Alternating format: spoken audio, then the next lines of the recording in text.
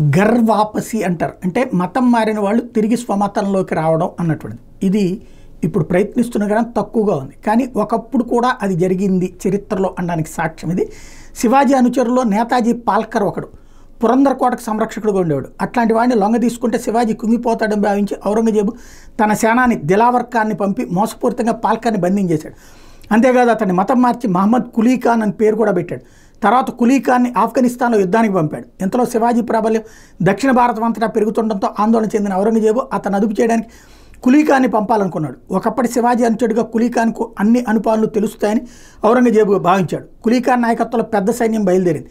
తన అనుచరుడైన నేతాజీ మీద యుద్ధం చేయవలసి రావడమే బాధాకరమైన శివాజీ అందుకు సిద్ధపడ్డాడు. కానీ ఒకరోజు రాత్రి శివాజీ శిబిరానికి వచ్చిన కులీ ఖాన్ తాను నేతాజీ పాల్కర్గా అక్కడికి వచ్చానని, ఔరంగజేబు సేనానిగా కాదని చెప్పాడు.